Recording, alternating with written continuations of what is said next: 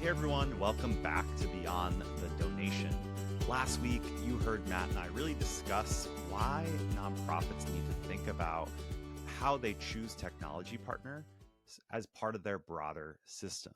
What are the people, the processes, and the platforms that you need to be able to power the strategy for your organization? We're diving into this conversation today where we're going to talk about how you should think about actually selecting a partner and what are the tips and tricks for doing that well.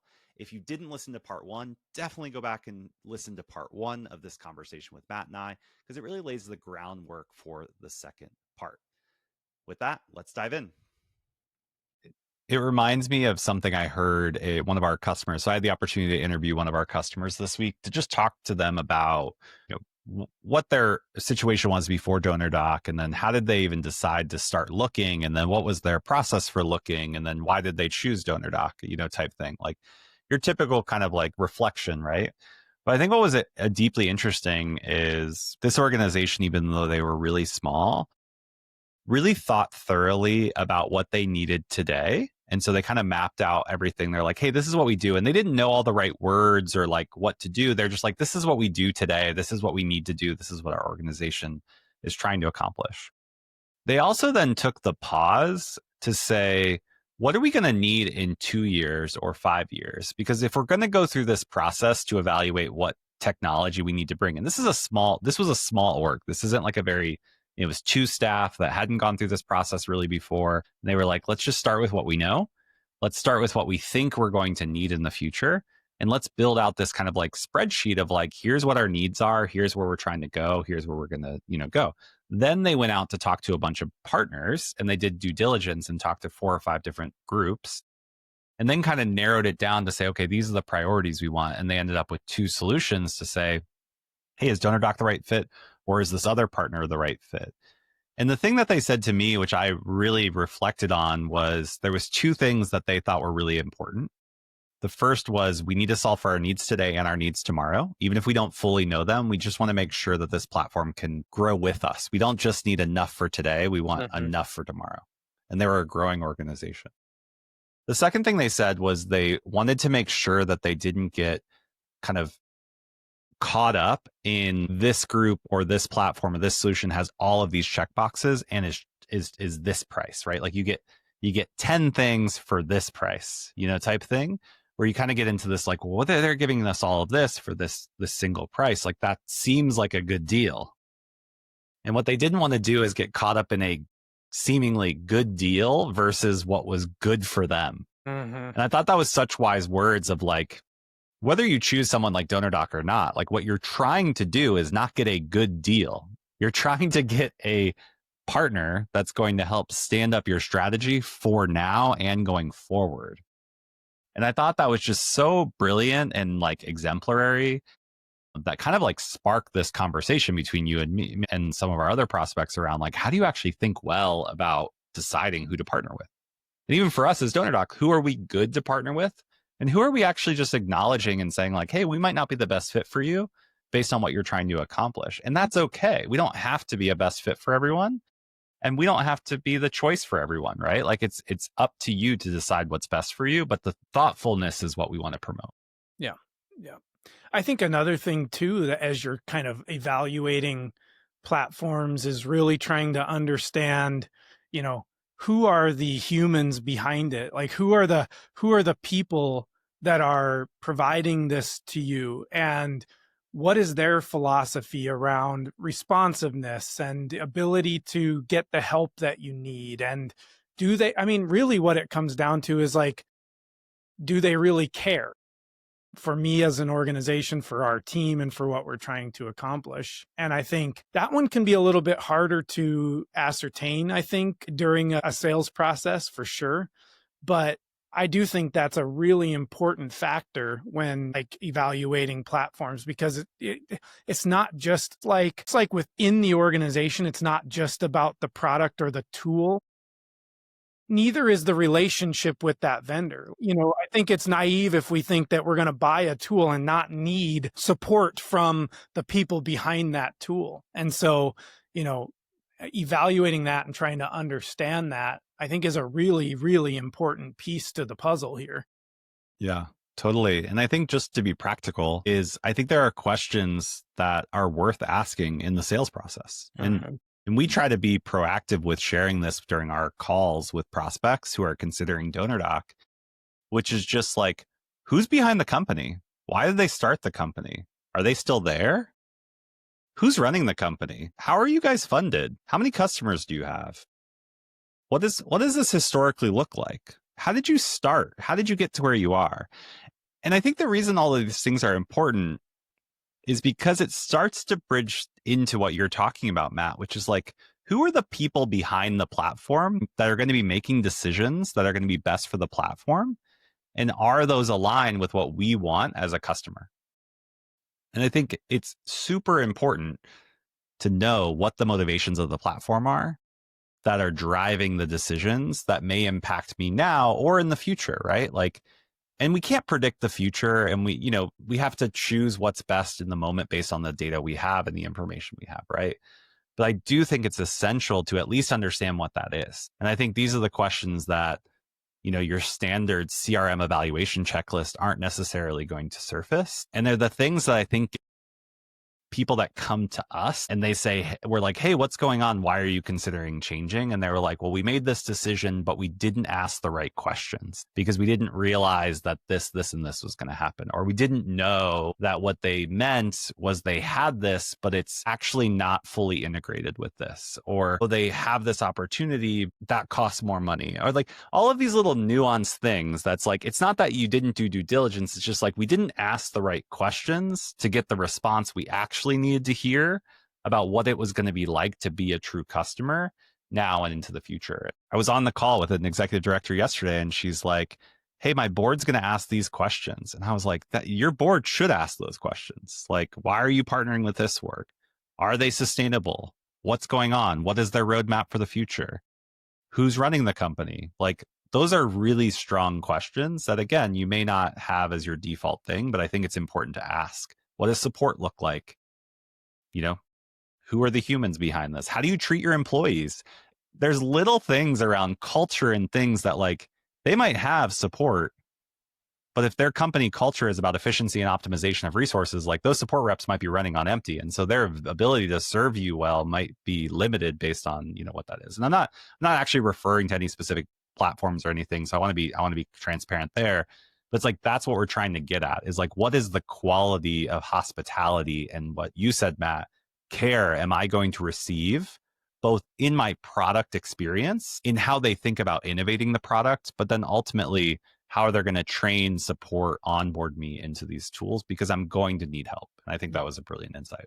Yeah. If we to kind of transition into, I think systems thinking and like technology evaluation and thinking isn't necessarily like super intuitive, I think, for a lot of the sector that we serve. Or it's at least not something they've gone through a lot before. Right. I think that's what we find with our buyers is like, this is the first time they're going through a technology buying decision, type thing. Yeah. So what are some thoughts or guidance that you have for those teams that maybe haven't gone through this process before? So we've talked already about some of the criteria that they should be evaluating, things they should be asking, but what are some other like important nuggets of information that you think are relevant as I'm going through this process, maybe for the first time, or again, technology is not my strong point. And so how do I think about this the right way as I'm going through this?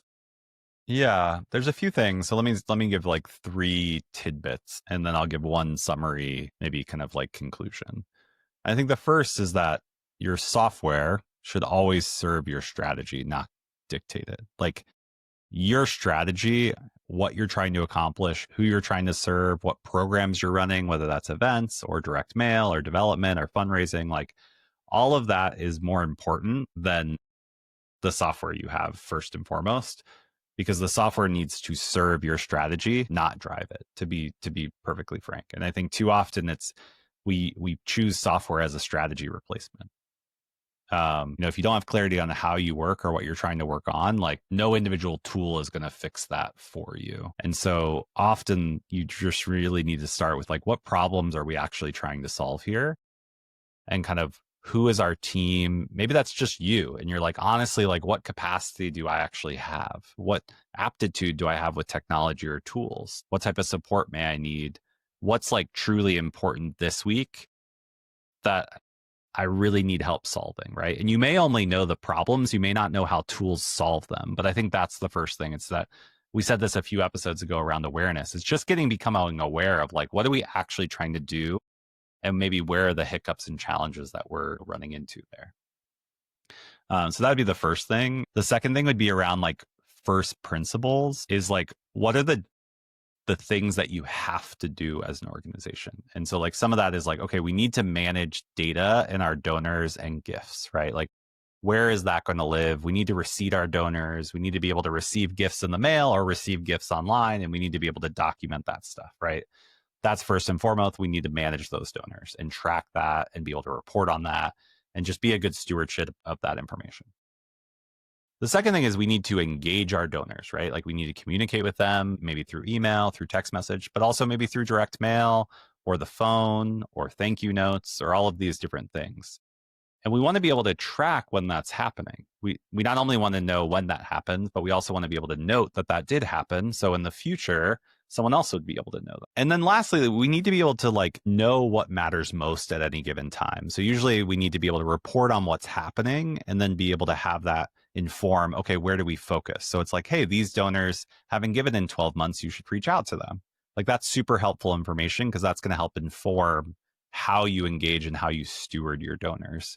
But really, it's kind of down to those three things, right? Like I need to track some information. I need to be able to take action or do outreach against that. And then I need to be able to have something in between that kind of like reports on what's going on and helps inform, segmentation, some of these big words that we use, but it's really like, who should I connect with? What should I connect with them about? And what should I ask them to do or suggest that they do with our organization? Like it's simplistically around those things. And so like we need to do those jobs first. Outside of that, there's upsides, but like we need to be able to do that well. And we need to have that foundation set up so that we can be successful. And I think the last thing would be is when we talk about systems, we can often default back to like DonorDoc. DonorDoc is a system. And it's like, no, DonorDoc is a software or a platform or a tool. Your system is the combined effort of your tools, platform, software, whatever word you want to use, and your people and the processes or how they use this, right? So that's your system. So it has to be taken into consideration how that is all going to work together. Because you can buy the best tool on the market, and it's like, this is the most fancy tool. We're spending a bunch of money on it. We're investing in your boards. Like, great, we're taking the risk. We're going to invest in this. If you're a single person that now has to go utilize that, spaceship that you just bought, like you're not going to get the yield out of that investment that you might have expected or maybe were sold into. So you just have to be really honest with like, what can we actually do to be able to support our strategy? So hopefully that's helpful as a summary. Yeah, I think it is. We were just talking to somebody this morning, another person in the space, and the conversation kind of got around to like that there's people leaving the space that have experience, where there's new people coming into the nonprofit sector who maybe don't have the same level of experience, and we need to be able to kind of guide them. What would you say to an organization who says, Noah, like, here's what we're doing, and we want to be doing more. Like aspirationally, we believe that there's more we can be doing, but we're not really sure where to start. You know what I mean? Like, yeah. Should they be talking to a consultant? Is this something that the right software can help guide them through? Like, how do you think about that? Yeah, I think there's tons of great education out there for you to look at. But if I truly was like, hey, I just walked into this is what we're doing. We know it's not enough or we need to grow. My core thing comes back to like these basic principles, which is all nonprofits are just a bunch of people coming together to work on a problem. And so the first thing I would say is, are we clear on what problem we're trying to solve? And who are the people currently working on that? And that might be us. And I'm including our supporters, our donors. Like, let's go make sure we understand like why they're connected with our organization and like what's going on. So I would actually go talk to your donors before I go talk to a consultant. And that might be a hot take, But for me, I would be like, who are my best supporters right now? And why do they care about this organization? And why are they connected with our organization? And how did they get connected with our organization? Because I think you can glean so much by understanding who your best donors are now to help inform not only how you cultivate more of your current donors to be more like your better donors, but you can also go help find your next best donors by understanding how your current supporters are. So if you're truly like, we know it's not enough, we know this different things, I would just simplify it. Like, we're a bunch of people trying to solve a problem. Yeah, I like What that. is that problem and who are the people? And like, let's ground ourselves in that reality first. Then let's go out and start building, maps and spreadsheets and tools and different things.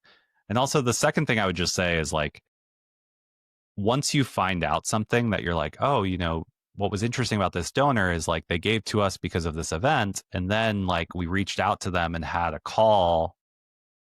And like, then they became a better supporter with us. That's interesting. I'd be like, okay, how many other people can now we just go call? Like, we don't have to think about the full 7-month journey map, et cetera. We love spending time in like spreadsheets, slide decks, and databases, to be honest. And it's like, if we just find something that's working, like, let's go see, can we do that 5 more times for people that aren't doing that? And like, just go call. Like, so start anywhere. As soon as you find an insight that you're like, that connection or touch point helped us generate a better connection with supporters. Can I just replicate that? Like, can I just go do that a few more times and see what else I learn? Then let's add in the complexity of like, we're going to have a 7-part donor series, et cetera. And I think we try to do this really well when you sign up with DonorDoc, which is like, hey, like, here's the 6 things that if you were just trying to build your organization like a little bit further, here are the 6 things or milestones within the donor's journey with your organization that you should focus on. And I think that's a great example of just like starting with the foundations of like, we know this works because we know how we feel when people connect, appreciate, and kind of like build confidence in us that we're a part of something bigger than ourselves. Like, that's what it is. People coming together to work on a problem together. I know that's oversimplification, but like, that's what it is. Yeah, I agree. If you were give one kind of final piece of advice for our listeners they're at this point where they've got to apply systems thinking, I've got to figure out my people, my process, and my platform. What's that piece of advice that you would give? So I think it's advice we've given on previous episodes, which is just to allow yourself to simply start with awareness, which is like, what's true? Like, what's going on today? And then pull yourself into curiosity about that. Like, why is that? Like, what is going on here? How does that work? And like allowing yourself to kind of be a student of your own organization again, so that you can then inform yourself on like, okay, now what do we do about it? And like, what do we actually need?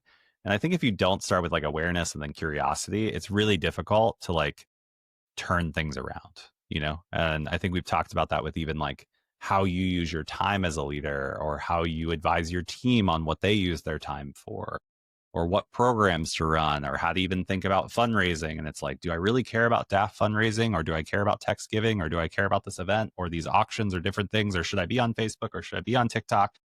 I heard that like the next biggest thing is communities on Nextdoor. Like, I don't know. And it's like, that can be overwhelming. And if we just kind of zoom back in and say like, what's true today? Why is that true? What can we do about it? Is super important, even when it comes down to choosing technology and evaluating what tools you have. I think my piece of advice would be go into it with eyes wide open that these tools, these software products are not a silver bullet to fix all the problems within your organization. And that really comes back to that systems thinking of, how does this all fit together with my people, my processes, and now these platforms. But I think we hear and see that a lot, where there's this mentality that all we need to do is get this new software tool and then it's going to fix all these things. And I just think that is that's a way of thinking that's going to lead to disappointment a lot of the time. And so, think in terms of these systems, not in terms of what's the shortcut I can take to try and, the easy button, so to speak. I'm not sure that honestly exists. Yeah. That just reminds me of one more thing that something came up twice in the last week.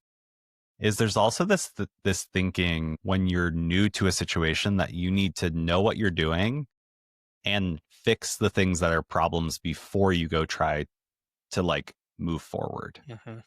And typically this is around like data. Mm-hmm. And so the two orgs I'm referencing were like, our data is a disaster. And I know it, and I just got in, and we're working on it. We're chiseling away on nights and weekends of like fixing the data, et cetera. And to me, that's like living in an apartment and trying to clean the apartment at the same time, where you're just like cleaning one area and then living in the rest, and then cleaning that area and then living in the rest, and then cleaning this. Where sometimes like it does take you to kind of empty the apartment, look at all of it and be like, what do we want to take with us? What do we need? What do we don't need? And whether you move back into that same apartment or you move into a new apartment or a new house that's actually better fit for you is really up to you. But I think this like acceptance of like, it's messy and that's okay. We don't need to solve all of the problems before we try to make a change or think about how we evolve. Maybe that's a better way. It's like evolution versus like, you know, a whole new thing is super important. That leans into what you're talking about. It's just like being curious, asking questions, open eyes. Don't feel like you have to know everything. Yeah, for sure. Yeah. Well, this has been great, Noah. Good discussion. I think a lot of good nuggets of information here for people that are faced with figuring out what's next for their organization from a platform or a tool standpoint. So thank you for the discussion today, for all of your expertise and knowledge. Thank you all for listening and joining Noah and I this week on this episode of Beyond the Donation. We'll be back with another episode, and we're excited to continue to talk about how to run a lean and efficient and effective nonprofit. Thanks, Matt. Thanks, everyone.